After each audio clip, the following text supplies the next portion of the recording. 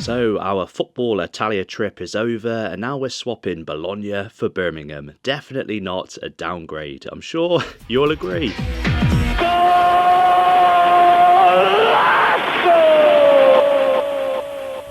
Wow.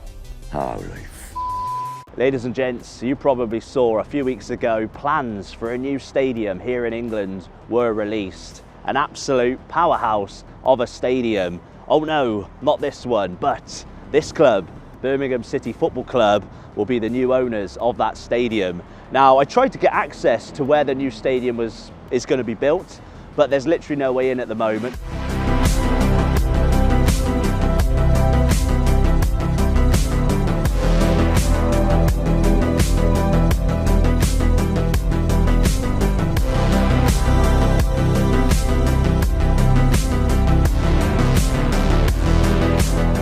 Today, we're going to have a massive contrast to those pictures as we're going to be doing a stadium tour at their current home, St Andrews Stadium, or St Andrews at Knighthead Park as it's currently known. We're going to do a tour. They've been here for over 119 years. A lot of you have heard stories about this place, about how similar to some other stadiums, they had to move on some gypsies and the gypsies put a curse on the stadium, which fans, I guess, blame for some of their poor performances over the years. Let's just speak briefly about that new ground. Now, around 62,000 in terms of capacity. The stadium itself is going to cost around £1.2 billion. To put that into perspective, the new Tottenham Hotspur Stadium cost around £1 billion. The whole area is going to be redeveloped, and the whole project, including sports and entertainment facilities, is going to cost near enough £3 billion. But again, if you are new around here, I've mostly made German football videos over the last 18 months, and I need to just hype up Birmingham as a city. It is the second biggest city in England, and I think a lot of outsiders who don't know much about England or Britain probably don't know that if they're big football fans, because Birmingham City and up until recently their rivals Aston Villa have kind of underperformed over the years. Of course, Villa have the 1982 European Cup to shout about. These guys have a League Cup not so long ago. When was that? 2011, something like this. However, for the second biggest city in England, I'd say underachieved, but with their ambitious new owners. Get ready for something incredibly special. You're in for a blast. The owners want to be back to the Premier League. The owners are aiming to move into the new stadium, to leave this place for the 29-30 season. So ambitious goals, but goals I like. And as you can see on screen right now, it's a pretty nice looking new stadium they're planning to move to. But before we check out that beautiful stadium, let's check out the gritty St Andrews Stadium. We're going to do our usual 360 around the outside and then get inside for that stadium tour. If that sounds good, hit that like button and let's bloody go.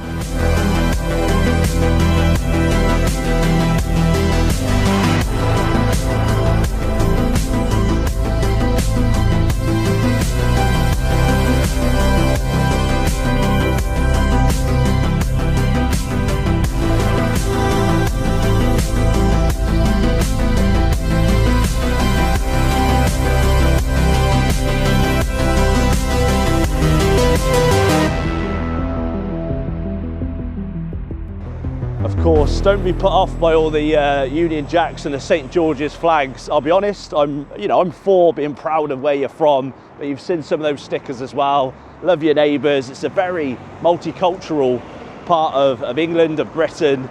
Now, for those of you who have seen the photos, well, all of you, I've just shown you the photos. Like me, I'm sure you're impressed with how the new stadium is planning to look. Those 12 chimneys which sit proudly above the stadium really give it some character. We know a lot of these new football grounds, they lose a little bit of character. They're soulless, generic bowls, but this one is rather aesthetically pleasing. But not only is it aesthetically pleasing, it's also a nod to some of Birmingham's history, its heritage. We're by some old looking brick. Of course, brickworks would have stood there, and also factories with similar chimneys would have stood there on the site once upon a time. So let's head down this way. Let's check out the outside of the ground. As I said, we're heading towards the Jill Merrick stand, I believe. named after legendary Birmingham player and I believe later manager, Jill Merrick, of course. Oh, think twice, 'cause it's another day for you and me in paradise. Oh, think twice, 'cause it's another day for you and me in paradise. He said this wasn't going to be a pretty ground. It's quite a contrast from the new one.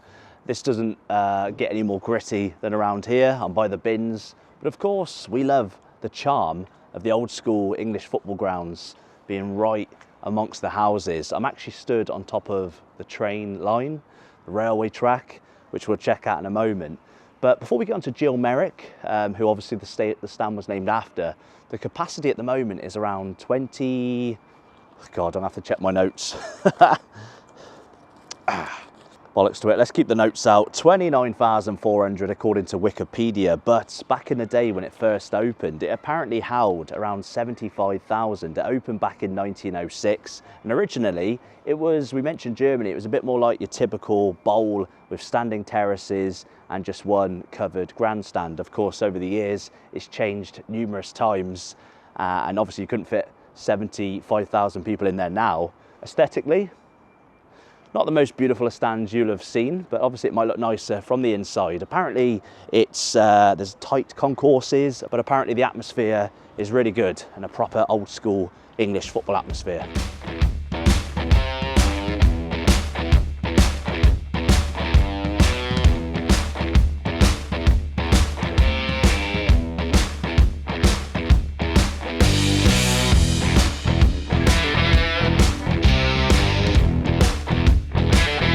So there are some security lurking along the main stand. I'm not going to go down that way again. I don't want to upset the security before we do the tour. Afterwards we can push it a little bit more. But if you are enjoying the video, guys, not only hit that like button, but we're very, very close to 40,000 subscribers. So it's only me that does this. If you want to help out and be nice, hit that subscribe button and let's surpass 40,000, hopefully before the new year, who knows? And also, by the way, we have done obviously a tour at Villa Park, the arch rivals. The views are pretty good on the one at Villa Park. So Blues fans, make sure you do, share this video and let's make it outperform the Villa one, just to annoy my mum, because obviously my mum's side of the family are all Villa fans.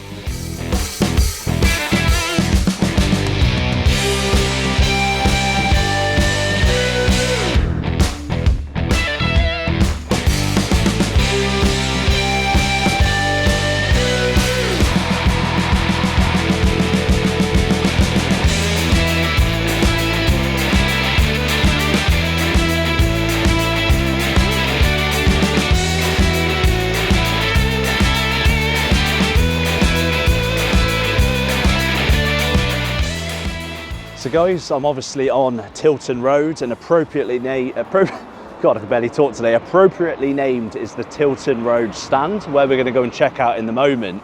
Now the Tilton Road stand, as well as the one we started at the front, the Cop, were completely rebuilt in 1994.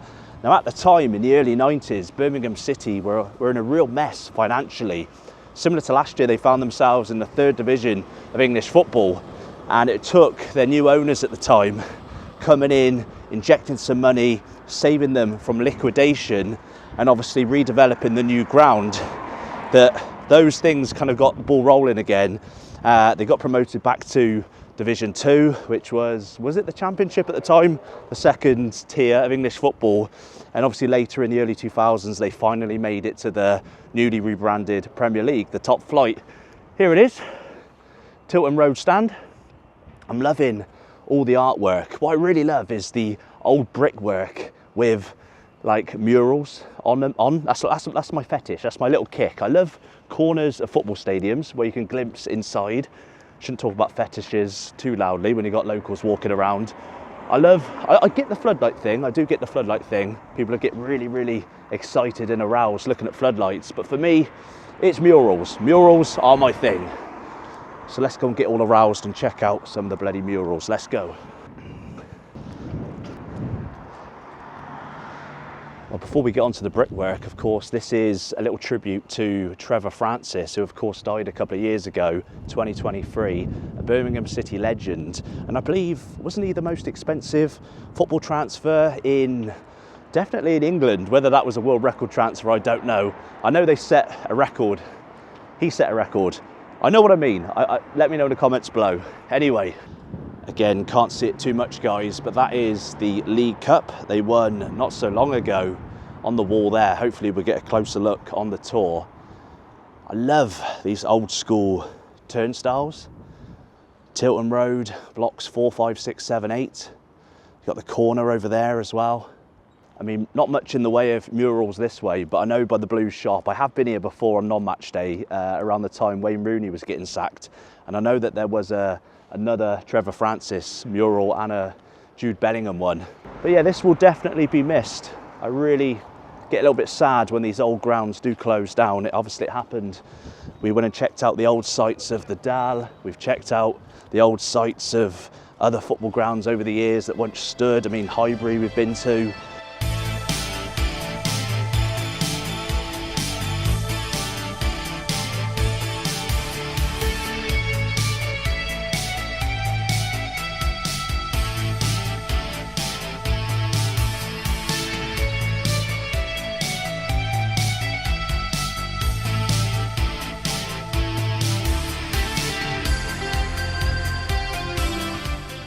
So some beautiful artwork. I think we will finish the video after the tour in the club shop.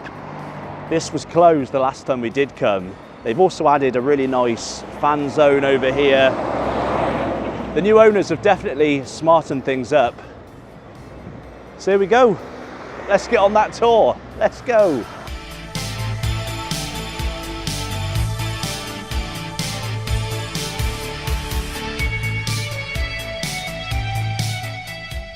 So the stadium tour starts in the main reception, and as you can see, lots of items in there for your viewing pleasure. We've got a match-worn shirt, of course, Trevor Francis, but also only one of his England caps, and apparently when he died, this is the only England cap his family could find. So if anybody knows what's happened to his other England caps, let the family or Birmingham City know, of course. Considering he's played for England numerous times, only having one available is rather strange. As we move on, as you can see, we move on to Birmingham's history with European competition, and you might be slightly confused by that if you're a younger fan, or I'm slightly confused actually, but since doing the research and hearing the tour guide, they've got a really good history with regards to European football. Did you know they're the first English club side to take part in European competition when they played in the inaugural Intercities Fairs Cup, which I guess in modern day equivalent would be the Europa League. It was replaced by the UEFA Cup, and obviously that got replaced with the Europa League. They took part in that in 1956. They also are the first English club side to reach a European final. They lost 4-1 on aggregate to Barcelona in the 1960 Fairs Cup.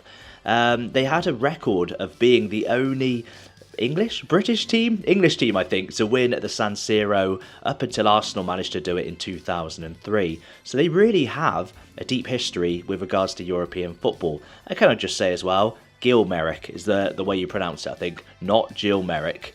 Their first major trophy came in the form of the 1963 League Cup final when they beat local rivals Aston Villa, which were pre-match favourites. Birmingham, of course, raised their game and they won 3-1 on aggregate. And I really do like that first ever programme from the first ever game at St Andrews. As a reminder, that first game ever played at St Andrews in 1906 ended 0-0.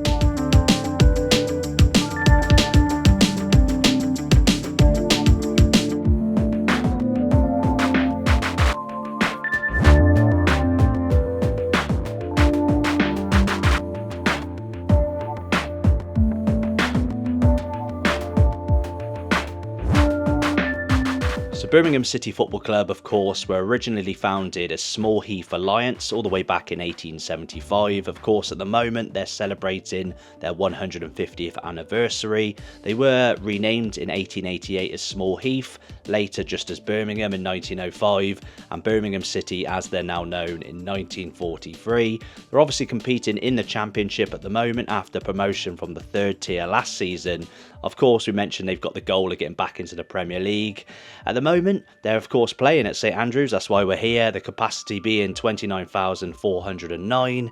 Their chairman, Tom Wagner, is of course the man behind some of these extraordinary visions for the club, the man behind the plans for the new stadium and so on. But Birmingham City, as we've just said, as we've gone into reception, do have history. It's not like they're just investing in a shallow club with no history. They've never actually won the FA Cup, but they've been runners-up twice in 31 and 56. They've never won the English League, but they've won the second division, what's now known as the Championship, on a number of occasions. Of course, we've mentioned they won the League Cup recently in 2011, but they also won it in 1963 as well, and were runners-up, of course, to Liverpool in 2001. We mentioned that Intercity Fairs Cup. They didn't actually win it, but they were runners-up 2 times in 1960 and 1961, along with other achievements over the years.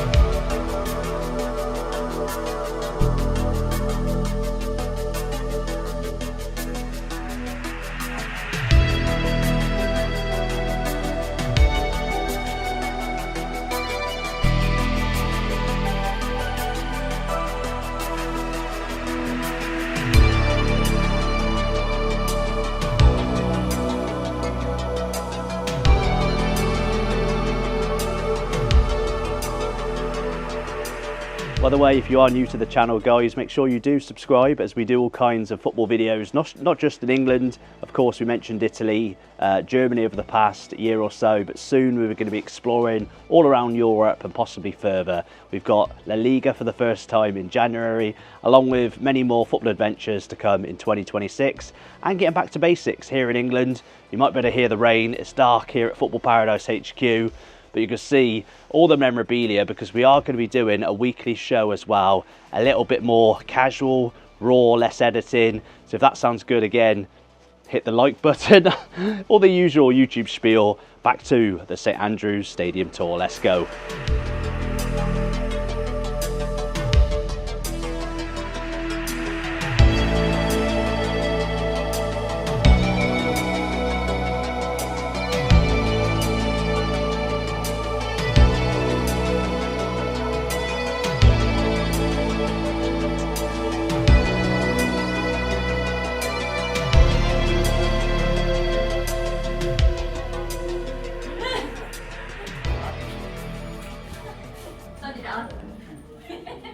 So guys, this is where Robbie Savage apparently caused controversy and did a poo without permission.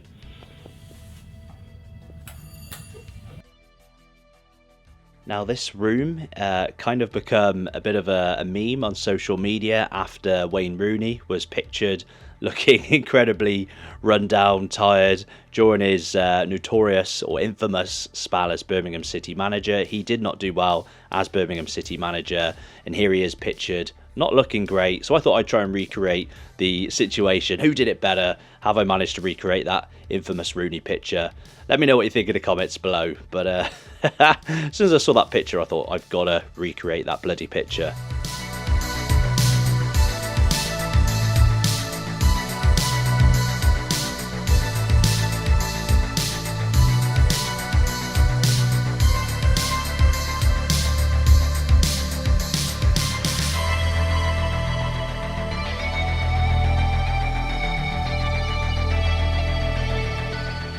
Right then guys, so referencing that famous story about how gypsies were evicted from the site when construction began all those years ago, and how they laid a 100-year curse on the ground St Andrews. We've heard similar stories with other stadiums. Now, there is no actual evidence backing this up. However, the tour guide did go into more detail with regards to that story. Now, apparently it was kind of wasteland, derelict, muddy slopes, and now apparently the gypsies were on the site, and they'd been asked to move on, and they'd agreed to this. A condition was set that whereby when they were to move away from the ground, they would have a job there. They would do some work on the ground.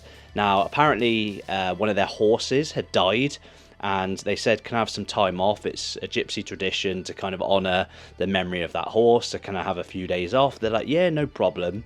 But apparently the gypsies never returned, and then upon returning, apparently then it got a little bit heated and nasty, and that essentially led to this 100-year curse. Now, I don't know if I got the story correct, whether I heard it correctly from the tour guide, but he said that in the 90s, when Barry Fry was running the show at Birmingham City, and I know about him having to urinate, basically wee, in all four corners of the pitch.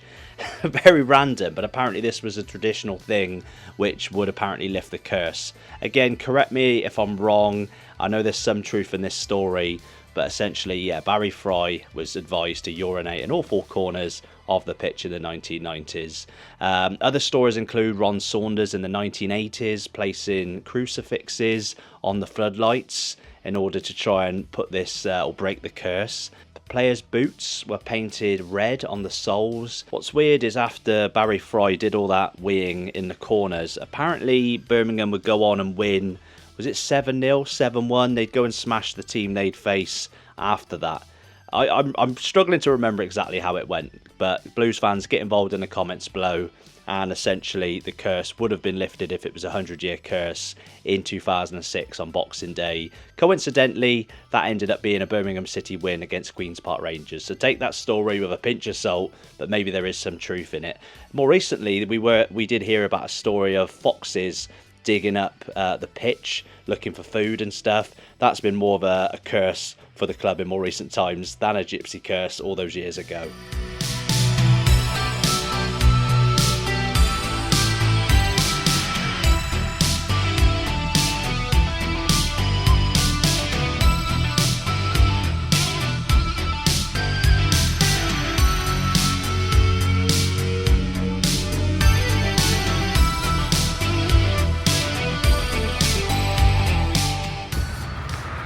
Right guys, didn't need to pick up anything from the shop because Birmingham City leave you with some gifts when you finish the tour.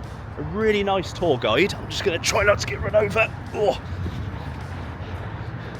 I say this every time we do a tour. One of the best tours I've done. Very nice tour guide. I forgot his name, but highly recommend, even if you're not a Blues fan, to do the stadium tour.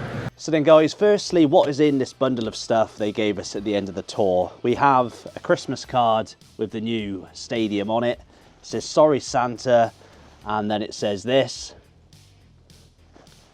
Running out of space here at Football Paradise HQ, as you can see. We've got accumulated loads of stuff over the last couple of years of doing this YouTube channel. We've got an England versus Ireland under-21 programme, matchday programme from the game at St Andrews back in November.